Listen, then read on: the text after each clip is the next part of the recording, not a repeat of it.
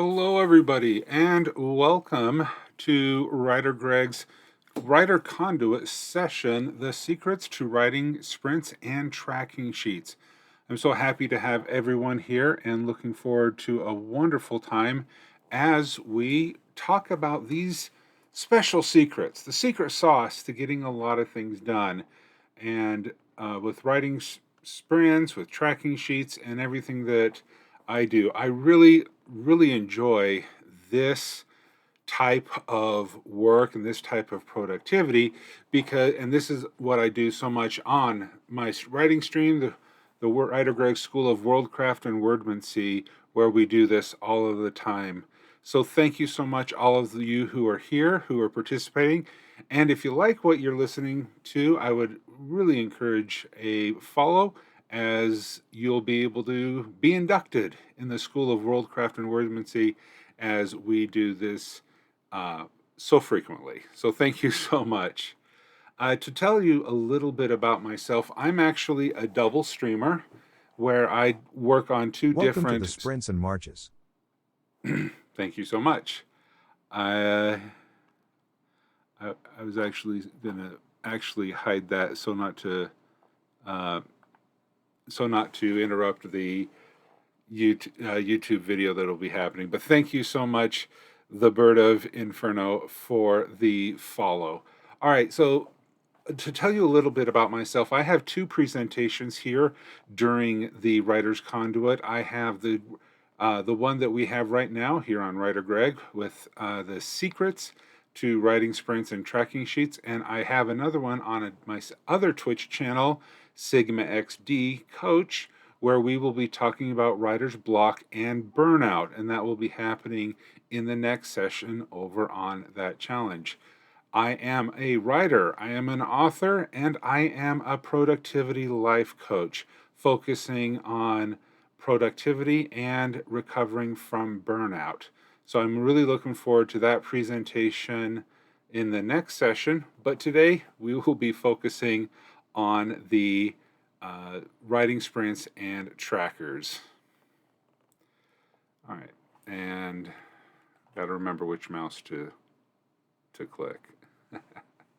So some of the things that we are going to be talking about today in this session is we are talking about some of the myths regarding multitasking and the secrets to the productivity that you can have by using what I call sprints, marches, and marathons, or the Pomodoros, that technique that you may be familiar with, and then the writing sheets. So we are going to be focusing on that throughout this presentation.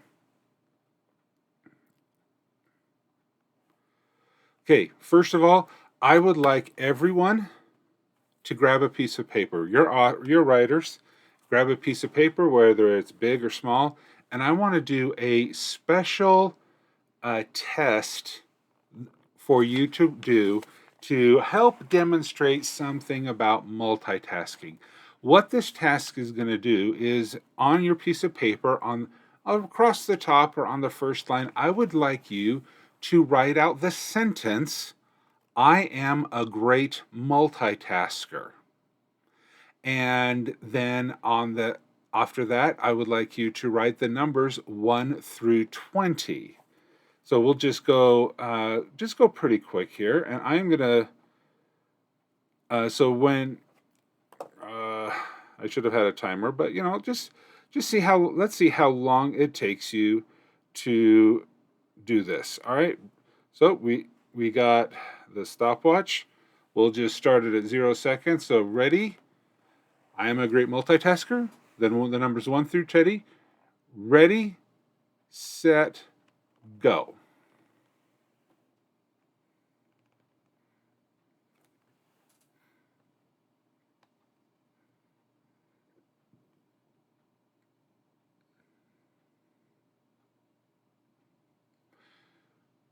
When you have completed it, put how many seconds it took into the chat.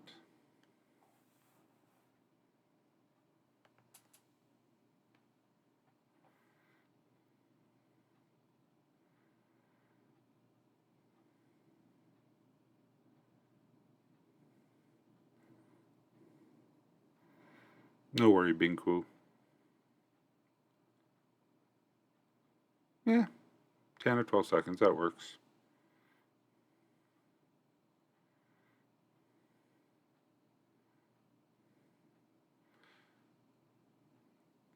All right, dragging us 24 seconds for the Bird of Inferno. Okay, that's about a minute. Okay. Okay, Elijah, you come in at 17 seconds. Okay, so I think it's fair to say that you were able to do that of whatever time that you were able to put in there, you were able to do it within under a minute, within, under a half of a minute, depending on how you do. Now, we're going to do another timed session, except this way we are going to do it a slightly different. We are going to now, on test 2, we are going to multitask. On line across the top of your sheet, the end result of the two tests will look the same. So at the first line, you're going to write the word I. Then go to the second line, the number 1. Go back to line 1 and write the letter A. 2, M, 3, A, 4, G. Okay, so you can see what I'm saying here. You're going to write it, but instead of solo tasking the first line, then the second line, we're going to multitask between the first line and the second line, switching back and forth between a letter and then a number. All right, so I'm going to get this timer ready. Okay, so on 3, 3, 2, 1, go.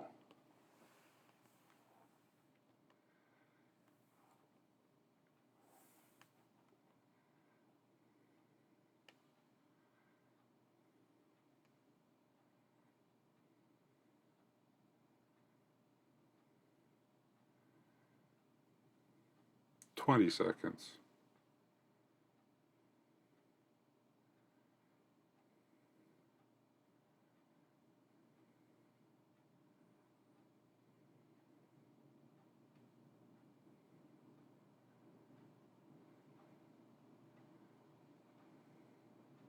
Forty seconds.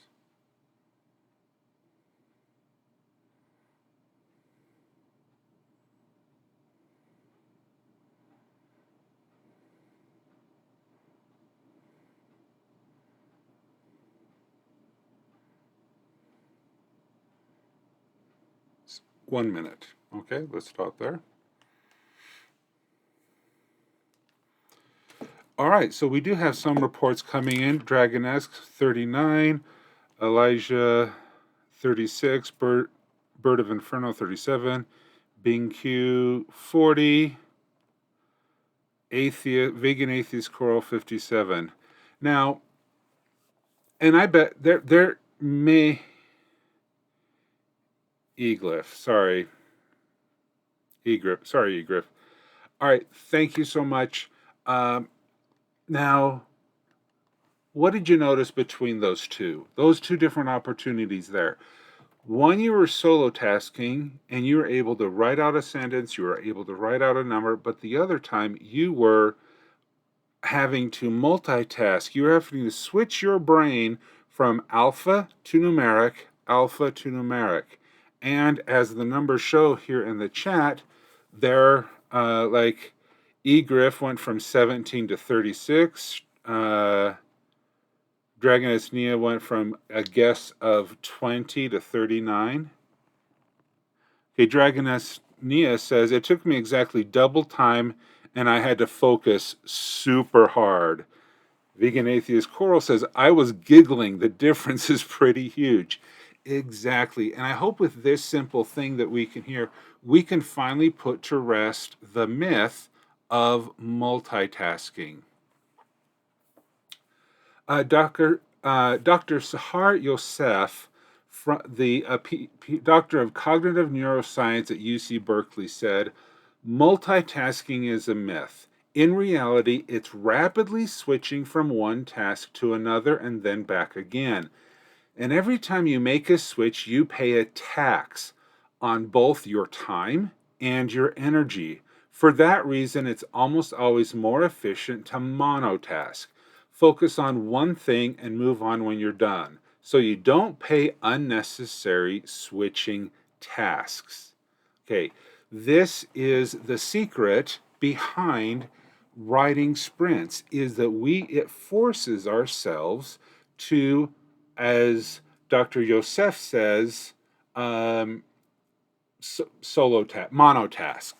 She uses the word monotask, and we can avoid that tax. And if you think of the doubling of time, if it takes you 10 seconds to write 2 sentences, if you are multitasking, or if you are being distracted from what you are focusing on, that same effort, that same result of having the 2 sentences will be rather difficult. As Vegan Atheist Coral says, the difference is pretty huge, and Dragon Esmia said, I had to focus super hard. So not only did you have to focus super hard, Welcome to the sprints and marches. you had to focus so much more difficultly. Is that a way to say it? It was much more difficult to focus, and I bet there could have been a bit of error in there. There's a higher risk of error because you were multitasking. All right. The button to click the next screen is hidden back there. Okay. All right, so Dr. Nancy K. Napier also says, research in neuroscience tells us that the brain doesn't really do tasks simultaneously as we hoped it might. In fact, we just switch tasks quickly. Each time we move from hearing music to writing a text or talking to someone, there is a stop/start process that goes on in the brain. That start/stop/start process is rough on us. Rather than saving time, it costs time, even very small microseconds. It's less efficient, and we make more mistakes, and over time, here's the important thing, it can sap our energy. Think of how critical that is when in this world where there's always the push for drive, there's always the push to go faster, there's always that push to be more productive. And in an effort to try to be more productive, we are actually sabotaging ourselves. We are intentionally being less productive and spending more energy. So the art of solo tasking or monotasking, or just using the Pomodoro method, will allow us to get more done faster and with less energy.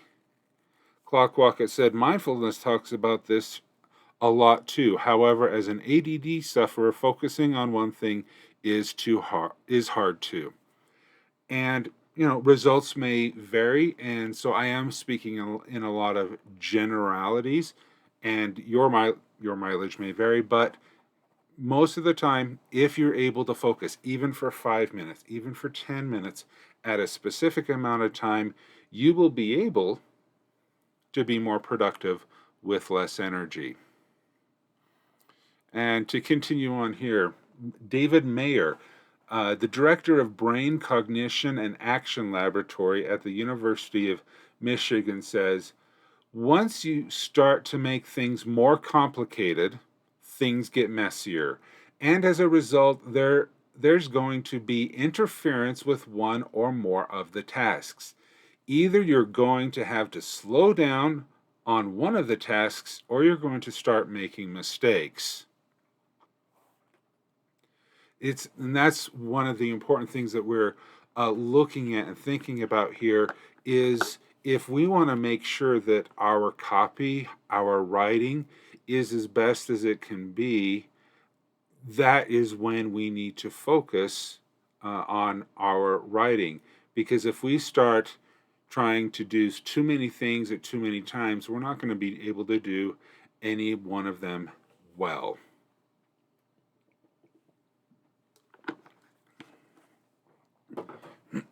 And one of the ideas that I really like here is the concept of attention residue. The idea that when we switch from task to task to task, or when we're switching from the alpha to the numeric to the alpha to the numeric, in that experiment we ran earlier, there is an attention residue that makes it more difficult to switch back and forth. And so in a 2010 study, Harvard psychologists Matthew Killingsworth and Daniel Gilbert found that people spent almost 47% of their waking hours thinking about something other than what they're currently doing. Now, 47% of the waking hours.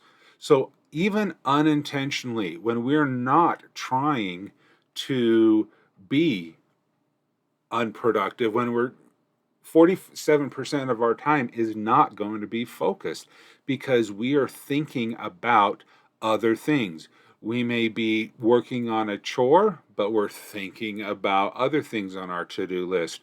We may be trying to write, but then we think about a conversation that happened earlier, not related to what you're working on. And the ability to think about what is not happening is a cognitive achievement that comes at an emotional cost. So if you are thinking about something that is not currently happening, if you're allowing your memories of a previous day, previous hour, or even just the previous minutes, if you are thinking of that instead of being in the moment, focusing on what you're working on, that will be costing you or taking an emotional cost. And also with this residue, it is gumming up the works, making it more and more difficult to switch back and forth. So to put it bluntly, or to put it simply, multitasking leads to burnout. Okay? Regardless of the type of multitasking, whether it be personal, professional, or creative, task switching with the emotional residue over time will take an emotional cost on us. And that emotional cost, as it builds up, will burn us out. So with all of these quotes that we have here by these neuroscientists and these experts, I feel that the secret to writing sprints and Pomodoro timing techniques is one of the most critical things that we can do in our endeavors, whether it be personal, professional, or creative. Okay. My brain is always thinking about a bunch of things. How do you turn it off? LOL.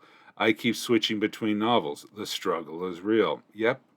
And that's what I'm hoping that we will be able to discuss through the presentation today. Okay, one more quote. David Meyer did say there is an exception to this rule. There are some cases where it may be possible to do what we call perfect time sharing, but this typically happens when each of the two tasks are pretty routine. When you think about, or you see those amazing videos online where people are able to do these two different tasks, these magicians at a restaurant where they're able to handle all of these different menus, all of these different cooking items, plating, cooking, and all of these different things, that is because through the power of good habits and the power of personal training, they've been able to decrease the amount of attention residue when they switch between the tasks. But it's still not multitasking. It is just a perfect time sharing. And that can only happen when you have something that has been so repetitive that you're able to, you can switch without thinking. And when we as creatives, we as writers are going into that aspect, what we do is not repetitive. What we do requires a lot of mental effort. And so even if we wanted to, we can't train ourselves to writing a book into a matter of habit, as one can do when they are working on an assembly line or in a kitchen.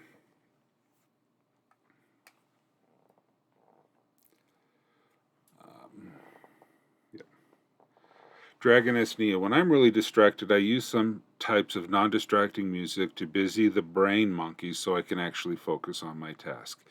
Yeah, listening to non-distracting music, i.e., no lyrics, no words, and not even a human voice. Because if there's a human voice just oohing or ahhing or humming in the background, you're still going to get slightly distracted because of the brain automatically tuning into the human voice.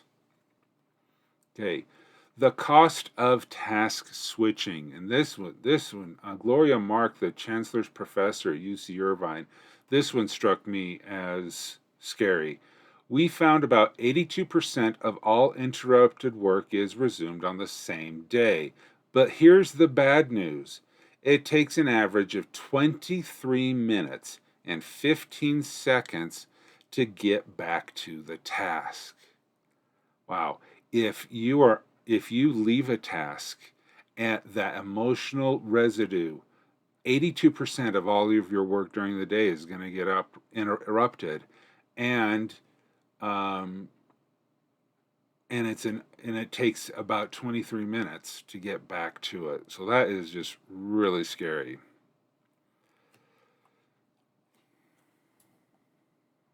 Okay. Sorry, the cursor button. All right. Okay, and Gloria Mark also talks about the cost of task switching. They ran an interesting experiment where they were able to put people under a lot of pressure on a lot of tasks. And there's this NASA workload scale. It was really interesting. It was a way to enumerate the stress, the mental stress of a person who has to do a lot of tasks, such as being an astronaut in space. And Gloria Mark, the professor, said, we found that people scored significantly higher on a NASA workload scale when interrupted. They had higher levels of stress, frustration, mental effort, feeling of time pressure, and mental workload. So not only do we need to avoid being trying to multitask, we also need to make an effort to prevent ourselves from being interrupted. Now, if any of you are parents out there, or the children of parents, or the parent of children, you know that it is almost impossible not to to be interrupted. And that is the challenge that we have here. Okay, eGriff has a question. So, then a writing sprint of 15 minutes with a 5-minute break isn't a good thing based on the cost in between. That is how you spend your break will greatly depend on how much you switch away. Like, I know that it's difficult for me when I'm doing the Twitch streaming, that I'm writing something and I'm really into it, and then my applause sign goes off, the timers go off, and then I interact with you, the audience on Twitch, for 4 or 5 minutes, and then I find it is an amount of time when to get back into the flow. And so personally, that's why I do like having the marches, the 25 minutes and then the 5 minutes afterwards. But we're gonna talk a little bit about more. But excellent question, because Gloria Mark continued to say, when people are switching contexts, okay, that's an important word here. The context every 10.5 minutes, they can't possibly be thinking deeply. There's no way people can achieve flow. This is really bad for innovation. I would say creativity also. This is really bad for innovation when you're on a treadmill like this. It's just not possible to achieve flow.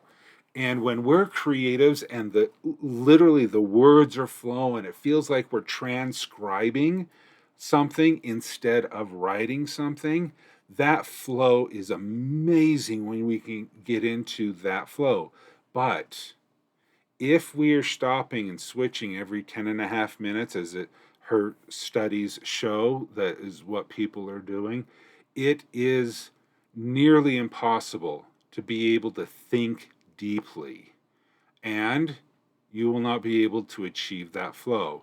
So while it is good to start sprints or writing sprints at 5 minutes and 10 minutes, the better you can improve your muscles, your mental muscles, to get into a 25-minute march, a true Pomodoro, if you will, then you will be able to have a lot more success getting into the flow.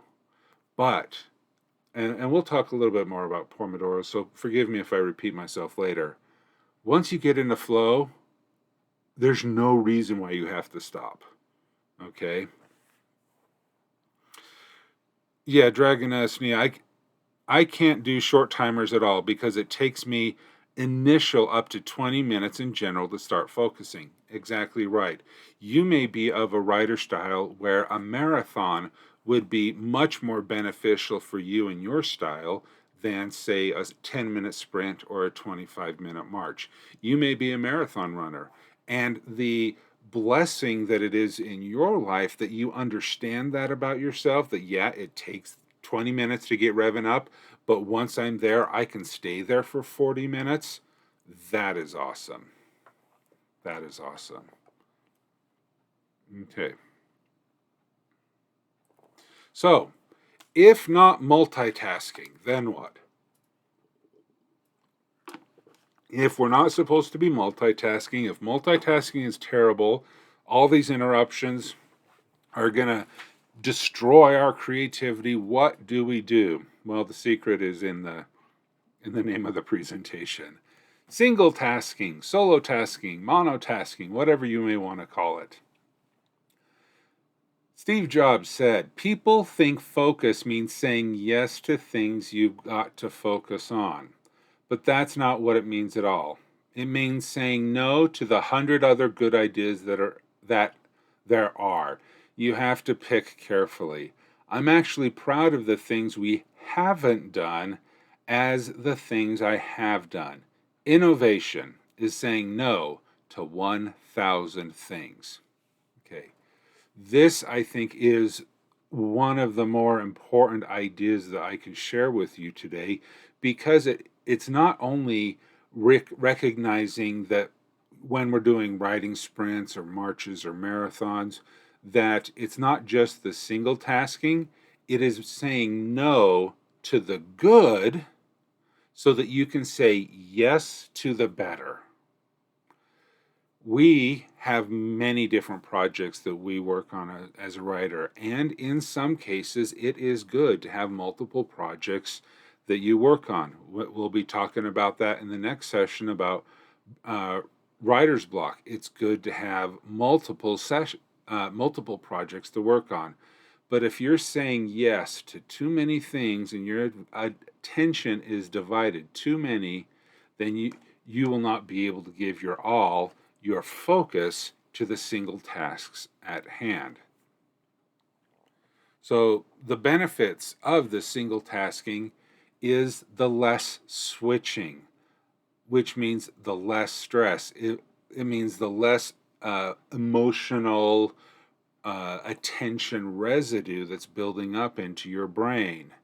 So single tasking, you only have 24 hours a day. You only have 9 hours in the office. You only have a couple hours at home to be able to work on all of your other things.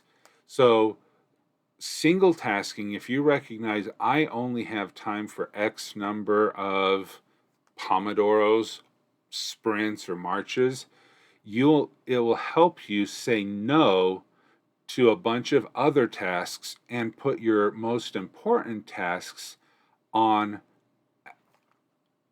first. You'll say, if I only can do 4 Pomodoros this evening after work before I go to bed, what are the 4 most important things that I can devote 25 minutes to?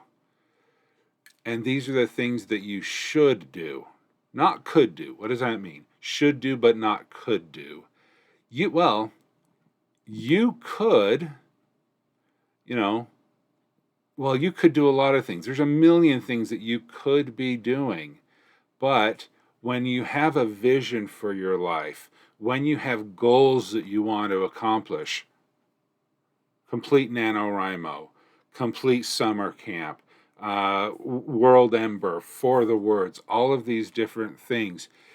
When you think of what you should do and your actions that you prioritize for your Pomodoros, for your sprints, marches, and marathons align with your goals, you'll be so much more productive because you are focusing on what you should do in line with your goals and not what you could do, other things that are not aligned with your goals.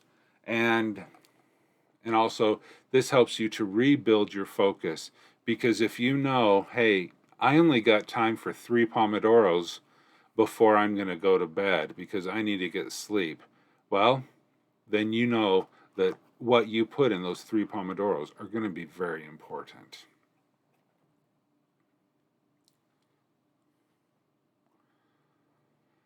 All right. Trishna Patnick said, okay, when we face scarcity in resource, we give ourselves freedom to use those resources in less conventional ways because we have to. What I like here that's being said by Trishna Patnick is that scarcity of a resource, time being the most scarce resource of all, when we see that, we then can start thinking, what's the most productive way to use our time? We now have the freedom to use that time in maybe in an unconventional way. You know what's unconventional? Focusing on a single task for 25 minutes. Know it's unconventional? Putting a little sign on your door and shutting the door and asking your loved ones to say, you know what? This is my time for the next half hour to an hour. I am going to focus on it. Know what's less conventional? Turning off Netflix, turning off YouTube. Know what's less conventional? Watching wonderful streaming Twitch streams where we co-work together as a community with like-minded people that we can work together, we encourage, we use this found community we have to get our goals done.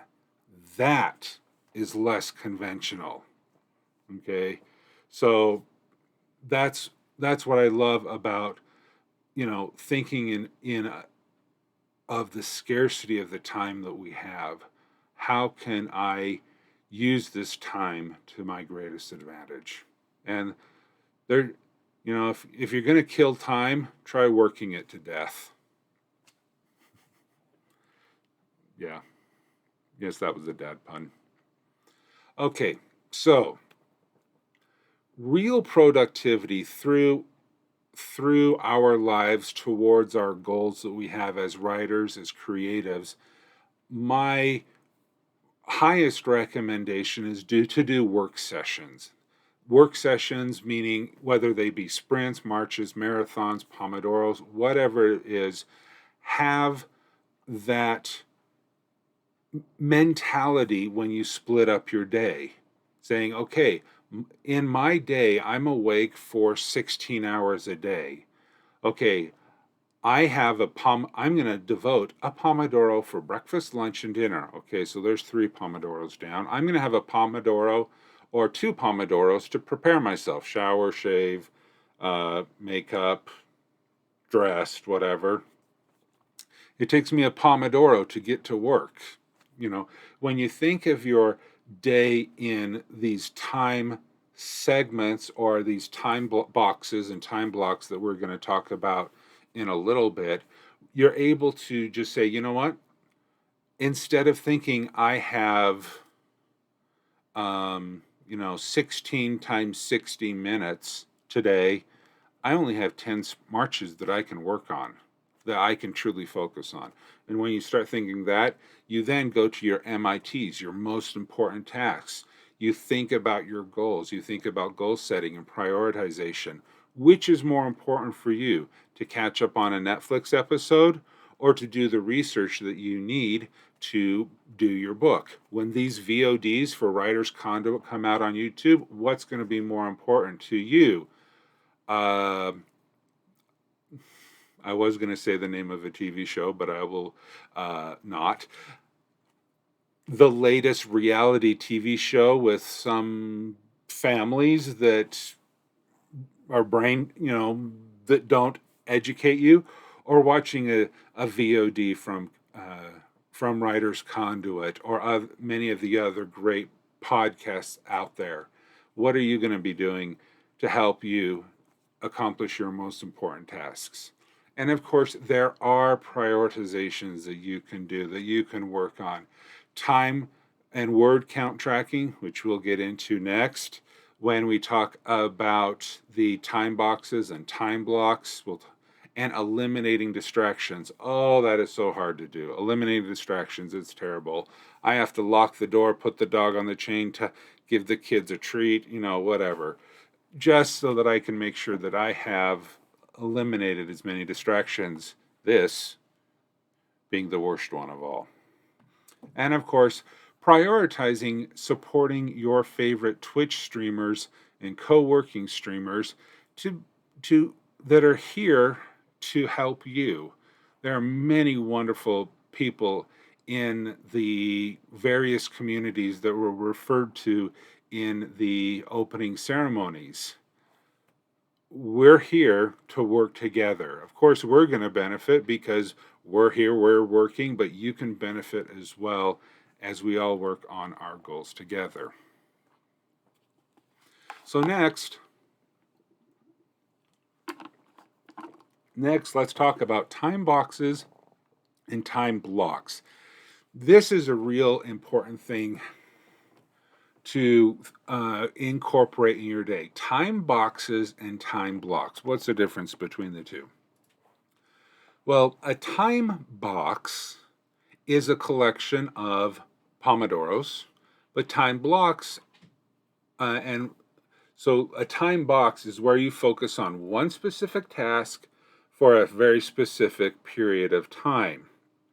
So, for example, you have 3 hours where there's nobody home.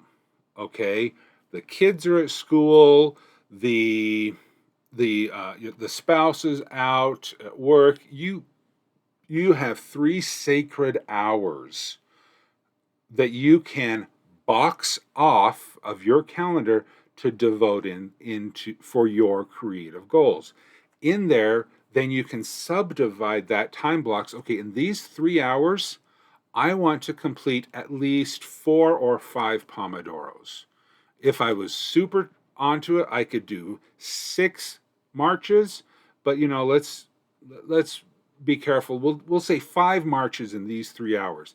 That is where you do a time box. That is where you're going to focus solely on writing or exercise like running, reading, or you're working on a specific chore. That is just one item, heads down, devoted to that time box. Now, time blocks are very similar, but it's where you're going to be focusing on many similar tasks at in a specific time. There's going to be a little bit more attention residue in the time blocks because you are switching tasks. But because the tasks are so similar, the attention residue is much smaller than if you were doing something that's completely different. For example, you could have a time block of an hour saying, I'm going to check my email for an hour. Yes, each email is going to be a slightly different thing. You need to switch your context a little bit between each of the emails. However, they are roughly the same thing. Circuit training, when you go into the gym and you're bouncing through 10 different machines. Yes, they are different things. They're different muscles. You have to switch the context of your brain, how to use each of those different machines. However, you are exercising, okay? As opposed to a runner, when they could run for an hour at a time in a time box, a circuit trainer, a weightlifter could use a time block for circuit training. Also, your editing and cleaning things also work well into time blocks. I am going to spend the next 2 hours cleaning my office, cleaning my kitchen. That may mean 10 minutes on the dishes, 10 minutes on this. Okay, and so that is it. Now, I have been using the word Pomodoro marches and marathons and sprints rather interchanged, okay? So there's no worry about that. But according to the official Pomodoro by Francesco Cirillo at Pomodoro Technique, he has 6 steps for an official Pomodoro according to the technique that he invented. 1, choose a task you'd like to get done. Set the Pomodoro, it's a little timer, whatever you want to use, a timer, for 25 minutes. Work on the task until the Pomodoro rings. When the Pomodoro rings, put a check mark on a paper. Take a short break. And every 4 Pomodoros, take a longer break. Okay, this is a very rigid system. It has to be 25 minutes, and then you take a short break, and after 4 Pomodoros, you then, or roughly 2 hours, you then can take an entire Pomodoro off, and then you just keep repeating through the cycle. Now, I'm not one to really follow the Pomodoro technique at the letter of the law that he is recommending here. For those of you who have joined my streams before, I go into individual work sessions where we do sprints, marches, and marathons. Each of these circles represent an hour's worth of time. And here, if with the 10-minute sprints, you will rest for 5 minutes, the gray, work for 10. In 1 hour, you can then complete 4 sprints. For a march, you could complete 2 sprints, 2 marches in an hour. And with a marathon, you can do you do 1 every hour. Now, which one you choose is really important at the different skill levels you may have. If you are learning a new skill or something that has super high intensity of focus, I highly, highly, highly recommend that you work with your sprints, because this gives you more breaks in between, and then you can just deep dive for 10 minutes and then take a break and just maybe meditate or do something, not trying to leave the frame of mind. Okay, we don't want to switch your context out of what you're working on, but so you focus for 10 minutes and then you just, you can ponder. Like if you were writing, you could just ponder on what you're working on for the last 10 minutes. Marches, I think, are the best for writing. A march is your traditional Pomodoro. When you can, if you find that after 10 minutes of your time, you just want to keep going, you don't want to stop, you've finally gotten into that flow, that's when you start working on your marathons. This is because you have become well practiced, and the high intensity needed to learn that skill has now dropped down to a medium level intensity because you are more practiced. Now, for the marathons, these are awesome because this is where you can work for a whole 55 minutes at a time. These are the things that are very low intensity, or you've habitually gotten into a rhythm and you can just do it. Marathons are great for time blocks. where you've decided that, you know what, for this hour, I'm going to do all of my emails. You know, checking emails in 5 minute in sprints, I think it may be a waste of time because you're just spending a lot of the breaks where it's not really high intensity work to check the email. But in an hour or in a march or a marathon, you can just, slide through those as well. Yeah, well, James said financial stuff, I might do marches, writing might do a sprint. Yeah. And personal experimentation is highly encouraged to see what works the best for you. If it and what activities you're doing, sprint, whether it be sprints, marches, or marathons.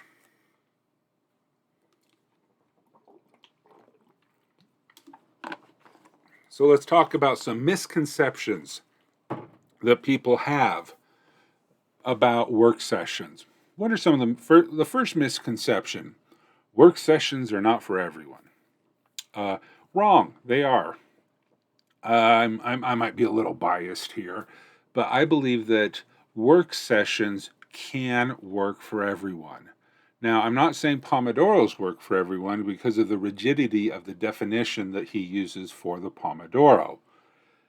You can find any period of time for you to focus on one task.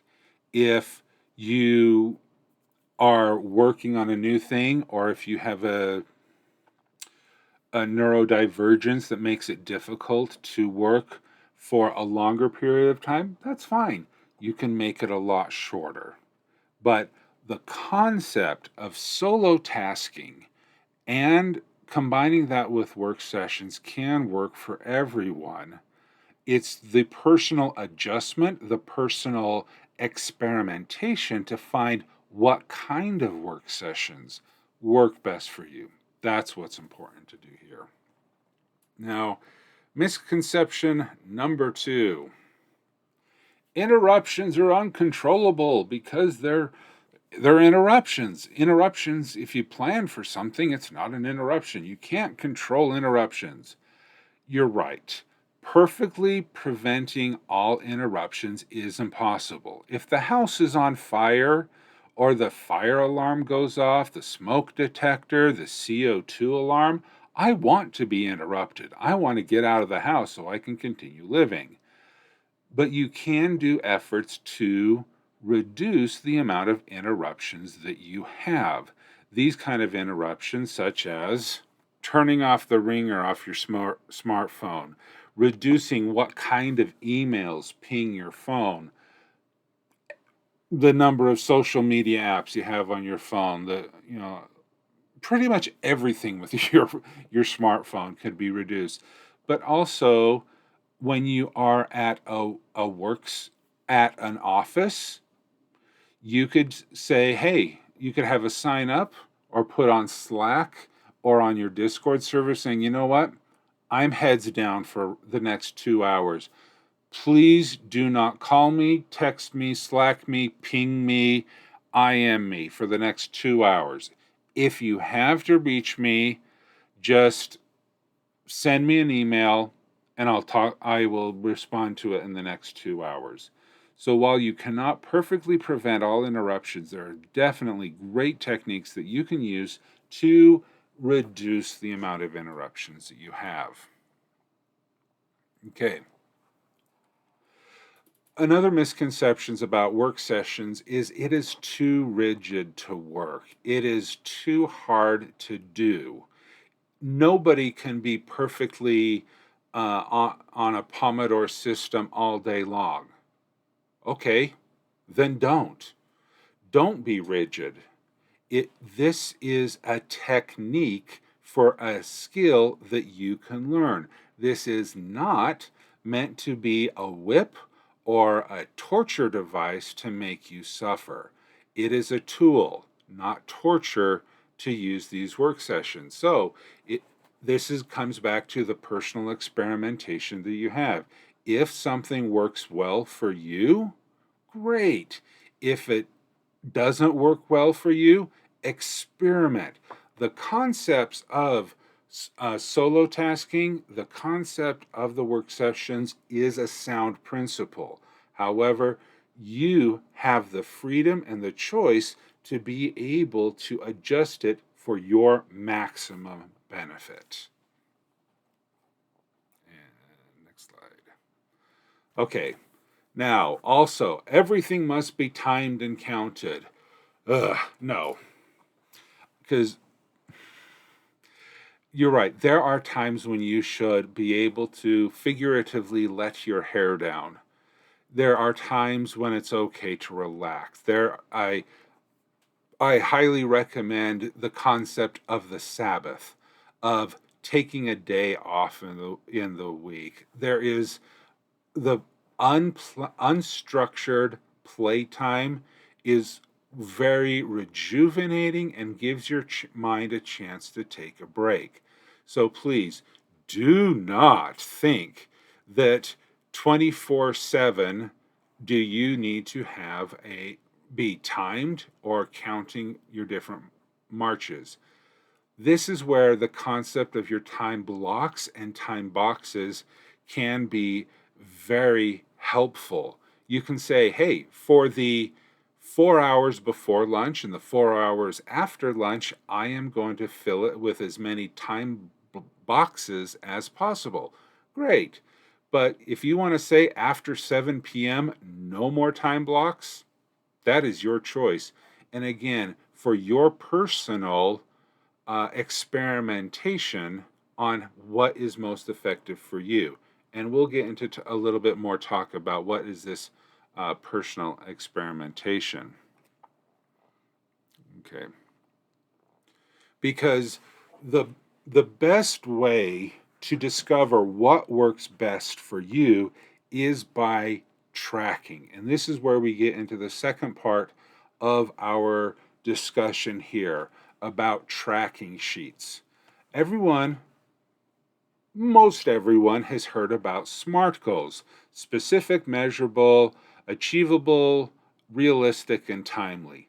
Tracking words or tracking the number of work sessions you do puts the specific and measurable into your SMART goals. This is where you find out how well is this new skill set that I'm practicing working for me. Okay. Thomas Monson once said, when performance is measured, performance improves. When performance is measured and reported, the rate of improvement accelerates. Okay, think about that for a bit. So this is the concept behind doing the tracking. You can do word sprints all day long, but how well did it work? You can do, marches and marathons, but was that the best choice for you to do? The only way that you can figure out if you are a sprinter, marcher, or a marathoner is by using a time sheet. Egriff says, so when we do sprints for Game of Thrones streams and report to the houses, we do better work? Yes. Yeah. When your house, for the Game of Thrones, when your house is fighting off the dreaded horde, yeah, you're going to do a lot better because you know that your performance will improve because it's being measured, and the importance of what you are reporting will improve. I know I get a lot more writing done in the Tourney of Tales in the Game of Tomes because my words matter. Somebody will benefit. I'm in my house. I'm in my team. My crew will definitely benefit because I report what I've been working on. Okay. Now,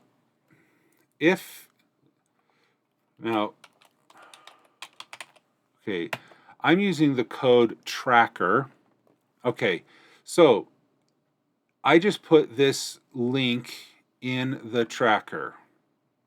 I mean, I put a link to the tracker that I give to everyone. And if you come to my channel anytime and you type exclamation point tracker in the chat bot, you will come to this free public Google sheet that you can use to track your words. And so we're going to talk about this a little bit.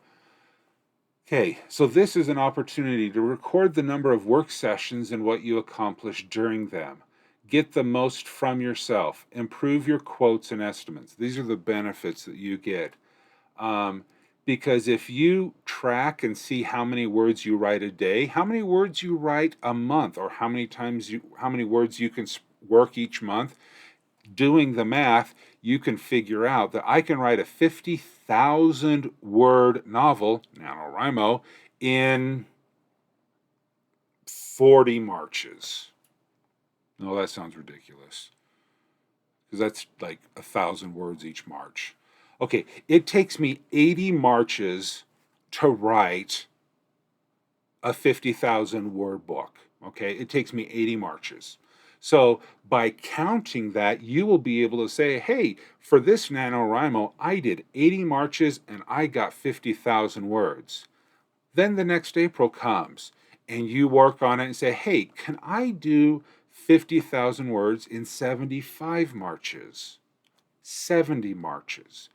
And if I need to do 75 marches a month, that means I need to do 3 marches a day, or, 4 marches a day, except for on weekends. By tracking this, you will be able to find out what works best for you. And then you'll be able to say, you know what, I want to write a book. Okay, that means I need to do 80 marches. It's going to take me 20 marches to plan. It's going to take me 20 marches to outline. It's going to take me 80 marches. So that means I can crank out a book in 6 weeks.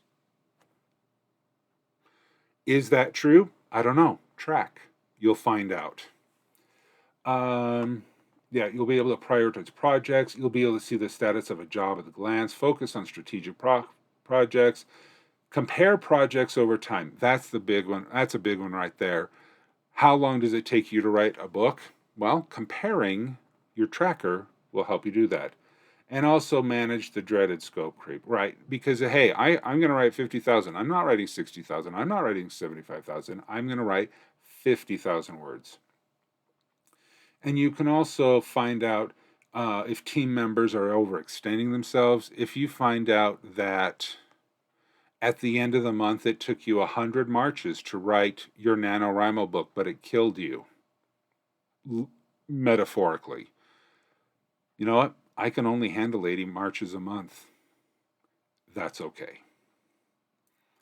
So I want to go a little bit here. So this is the spreadsheet. If you put exclamation point tracker, you can do it. Okay, question. Let me change again. Okay, do you only use the tracking /sprints only when drafting, or do you use them in editing? Yes, both. I use this primarily for writing or editing. I use a different kind of a tracker that focuses more on time blocks worked than word count. This tracker here works different. Okay, both, but how? All right, excellent question. Let's talk a little bit about this. All right, so let me zoom in here a little bit. Okay, how this spreadsheet is set up. Again, you're allowed to use this. You're allowed to copy it, modify it, whatever you want to do. Just add it to make a copy of it. Okay, this is a public document. Okay, so every row is a sprint, march, or marathon. Okay, date. This is the day. How many and the instructions here are on the second tab. So if you have questions about that, I have all the instructions on tab 2, and you can replicate tab 1 as many times as you want. Okay, book title. So this is my project. I'm working on this chapter. I'm doing drafting. I'm doing editing. I'm doing, whatever it may be. My start time and end time. I started this March at 6 o'clock, 6:10. I end it at, 6:25. If you are here with me in my study hall, the timer is going regardless. So you know that we're starting a march at 5 minutes after the hour, and it's going till the 30 of the hour. We start at the 35th of the hour, and we go to the top. And so you can very quickly fill this out. The gray columns are calculated columns. You don't need to worry about that. So this sprint lasted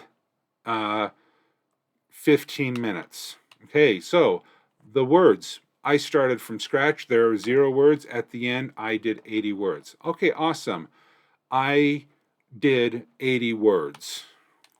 And maybe if you run a little bit over and you add a couple more words, you may bump it up to 85. And this means that you were able to write 320 words an hour. If you were to continue at that pace for a whole hour, you'll be at 320 words an hour, or words per 10 minutes. Yes, this was a 15-minute sprint. You wrote 80 words, but on average, you wrote 53 words per minute. And then here's this will just total this up as you enter things in. So as you're going down, you will then start to notice, I did a 20-minute and I got X number of words. I did a 25-minute, I got Y number of words. I did a 55-minute, and then I got these Z number of words. Columns M and N will tell you on a per 10-minute basis which was most effective for you. Okay, if your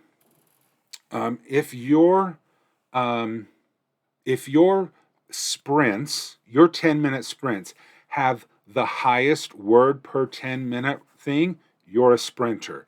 If your marches has the highest average 10 words per 10, you're a marcher. If your marathons, it may take you, you may not be able to get a lot of done in the first 20 minutes, but man, minute 20 through minute 55, you are just killing it.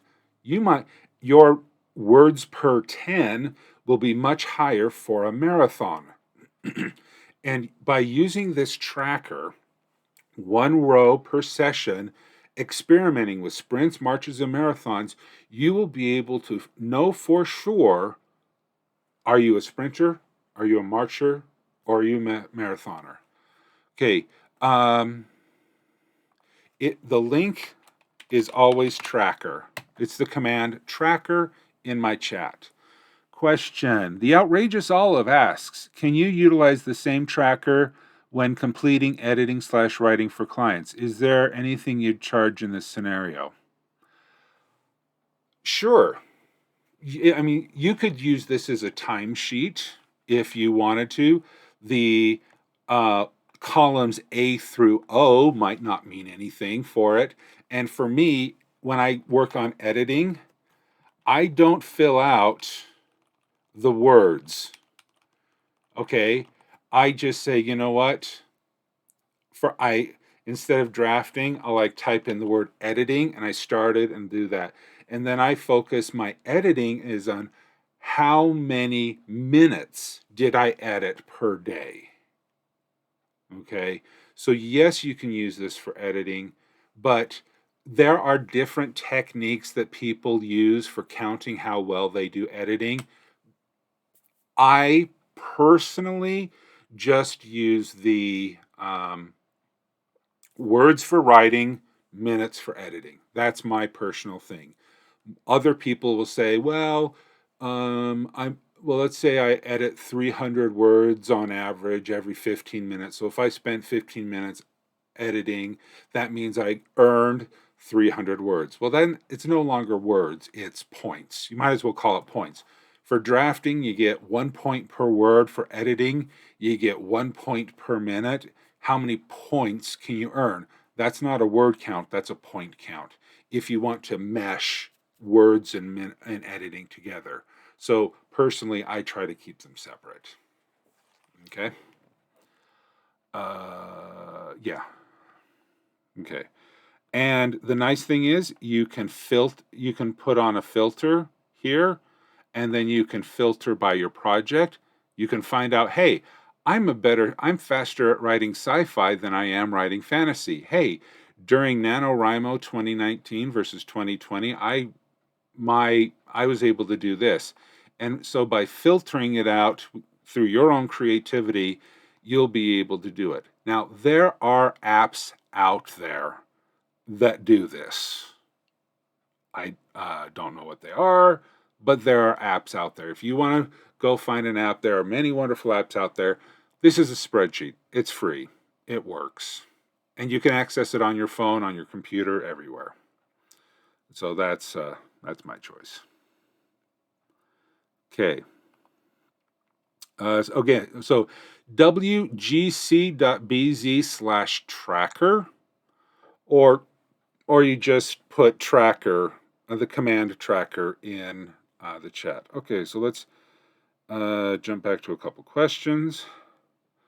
I did something like your tracking sheet last year and developed it over time. I added a visualization early on, but it was motivating to see the development of averages, totals, etc. It turned out to be a beast of a spreadsheet. Yours is obviously more refined and has a better overview. Thank you so much, Hagstrom. Yes, NaNoWriMo has a tracking sheet in there as well. Experiment. I will never be offended if you edit the spreadsheet. I will never be offended if you stop using the spreadsheet. Okay? This is all about being productive, experimenting. Try it. That's all I'm asking. Try it. What do you got to lose? Okay. I will be having a Q&A. Wow, is it already 4 o'clock? I have another thing in 20 minutes. Okay, we might need to go a little bit faster. Your base is bigger than mine. Okay, so I want to share some successes with you. Jess McCutcheon, Jess M. Writes on Twitch, is a good friend and a regular in my stream. I asked her for her experiences. The only way I've found that I can really get writing done efficiently is through sprints. Starting with NaNoWriMo last November, 2021, I began following Twitch streamers who follow sprint formats. The Pomodoro method worked best for me, and when I realized Greg has 2 streams a day, I was hooked. I did probably 80% of my drafting and editing my first book during streams with marches and sprints. And know what the awesome thing is? Jess has a book to prove it now. So if you would like to read a book that was drafted and edited using the techniques here, Jess McCutcheon Writes, The Chronicles of My Alien Invasion Life, is now available at Books to Read. And yeah, Books to Read U/31E97. Is that an L? I don't know. Jess McCutcheon Writes. Okay. Now, tracking. James Woodwright, also a wonderful regular in the stream, said this. So I use my tracker to give me what I plan to do for the day, what I have done for the day, and what I have done since August 17th, 2020. I also have it broken up into projects and worlds with a novel count of all of the words together. It has also helped me through the use of saying how long I have written allowed me to easily type into Game of Tome Redemptions what is my editing and writing words. Again, yes, James first followed me on his 29th birthday. So this is something that James has done to great success by tracking his words, tracking his progress. He's able to analyze what he's been able to do since 2020 to be able to see how far he has grown all the way through this process. All right, action steps. Let's get down to business. Okay, download, share, make a copy of the word tracker. WGC, writergreg.com.bz/tracker. Choose a work session timer. It can be your phone. It could be come to my streams. Please follow me at WriterGreg. If you are an AM person, 9:30 a.m. Eastern to 7:30 a.m. Mountain to noon Mountain. I'm in the Mountain time zone. Okay, or if you want to follow me in the afternoon, Sigma XD Coach, I do work sessions in the afternoon as well. So I do 4.5 hours of work sessions focused on writing in the morning. I do 4 hours of life coaching and other professional themed marches and marathons in the afternoon. So if you want to spend 8.5 hours a day, every day based on the Mountain time zone, you can join me and we can get a lot of great work done. Okay. All right, and more action steps. If you would like to get connected, Linktree/WriterGreg is all of my socials. If you would like to receive a newsletter where I can then stay in contact with you regarding these presentations and more information about when things are happening in the world of WriterGreg, please follow me, wgc.bz/news, WC for Writers CONduit, News Writer CONduit, wgc.bz/news, WC, and that would be, you can do that. All right, now, in the next 24 hours, okay, this is your goal. I'm assigning you homework. Schedule a time block to perform work sessions with goal step actions. Not at time blocks, schedule a time block to perform work sessions. You pick the length. You pick the type of work sessions, whether it be I'm going to do 2 hours. I have a time block of 2 hours where I'm going to do 3 marches. Great. Schedule it. I'm not saying perform it because we're all going to be watching Writers CONduit this weekend. Schedule it. And if you want, join me on Twitch here at WriterGreg or over on my other channel, Sigma XD Coach, where we will be talking about that. And speaking of which, yep, please, if you enjoyed this presentation and would like to have more help and training as a part of becoming a more efficient writer using sprints, marches, and marathons, please follow me at my two different Twitch channels, or get my newsletters at the 2 links that are over there. So I will be starting in 15 minutes. I have my next presentation on writer's block and burnout. I think it's a critical topic. Writer's block and burnout. It will be starting over on Sigma XD Coach in about 15 minutes. So thank you so much, everyone. I am sorry that I don't have time to do a QA, but if you have any questions, that's why I stream. You can come and join me this Monday morning at 9:30 a.m. Eastern, and you can pepper me with all your questions, or you can direct message me on Discord. I do have a Discord server for the School of Worldcraft and Wordmancy, and just join me. Ask me your questions, and we can make 2022 the most productive year of your life.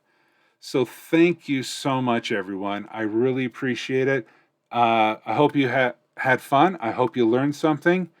And yes, I will see you in 15 minutes at the next one. So let's go ahead and raid Writers CONduit. Did I guess that right? Yes, I did. Okay, so get out there, shout lemon raid when you get back out in there. That's our shout out. And let me get my emote because I love my emote. There we go. All right, so shout out lemon raid when we do the raid. So thank you so much. I will see you all Monday morning for study hall, or I'll see you in 15 minutes when we do burnout, writer's block and burnout. So thank you so much, everyone. Have a great day, and until next time, keep on writing. Goodbye.